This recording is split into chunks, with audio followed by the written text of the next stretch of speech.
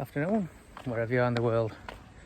So, today's question for Mental Health Monday is: does meditation cure your anxiety?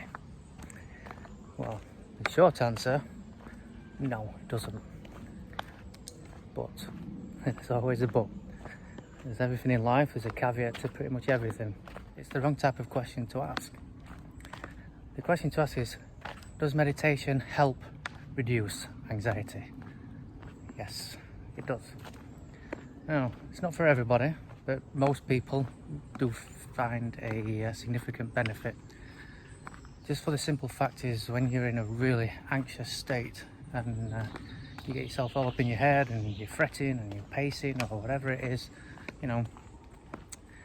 taking 5, 10, 15 minutes to just sit down, quiet, calm your mind, helps massively. Doesn't cure you, but it helps to reduce anxiety symptoms at that precise moment.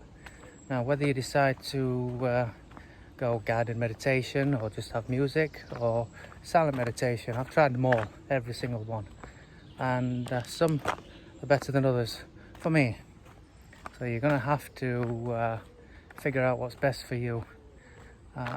Like I said, I prefer guided meditations. I also sometimes I just put some soft music on in the background and just try to empty my mind.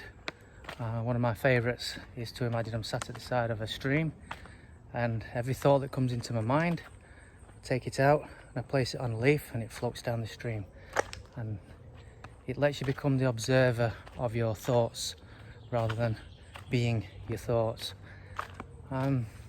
Now, there's a lot of YouTube videos out there and meditation experts who are going to say this, going to say that. You've got to do this type of meditation. It's all bullshit. It is. Yeah, there's some yogis, as they call them out there, and Buddhist monks who are very, very adept at controlling certain body functions, like slowing the heart rates and things like that. But it's all based at the same thing.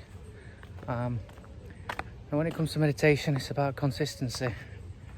You've got to dedicate yourself to spending a certain amount of time to do it. You don't have to do an hour-long meditation and saying Om and all this bollocks. If it helps you, it's fine, but I found it no beneficial whatsoever. One thing you're going to realise as you go on your recovery journey from anxiety and depression is that it's not one single thing that's going to save you. It's a lot of different actions that you're going to have to introduce yourself. Nobody, unfortunately, is going to save you. You're going to have to save yourself, and it's an unfortunate reality, and it sucks for me to say it, because I've been there. I was looking for the magic pill or the magic YouTube video that was gonna give me that missing key, and I was like, oh, that's it, yes, this is the one thing that I need. It's not. The way I imagine it is, I have a tool belt and I learn something new, something that worked for me, and I keep that in my tool belt, and I use all the tools until my tool belt is absolutely chock-a-block full now. It's got every tool in it that I could imagine, and I use them all, not all the time, but for certain situations I'll use one or two, and things like that. And that is what you've got to do. You've got to build up your tool belt so you can fix your way out of it, if that's an appropriate term. So yeah, it's a short video on this one because there's nothing much to it. People try to make it more over complicated than what it needs to be. It's the wrong question to ask. Will meditation cure me? No. Will it help to cure me? Yes, it's something you can put in your tool belt, you can use. Now, I usually do about 10 minutes in the morning, a little guided meditation, and sometimes when I'm going to sleep I will do another guided meditation, just put my phone on so I can fall asleep to it, even if it's just soft music or something like that.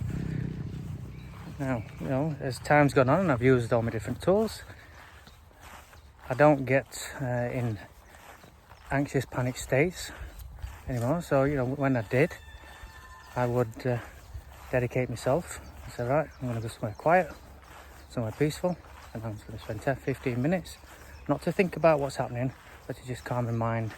And as I use, putting my thoughts onto leaves, let them float down the stream, so I can get out of my head. And that's pretty much your problem, is you're up in your own head. So, like I say, a nice short video. Like and subscribe. You know, it does help on the videos as I'm finding the algorithms and stuff like that. And I'll see you in the next one. Laters.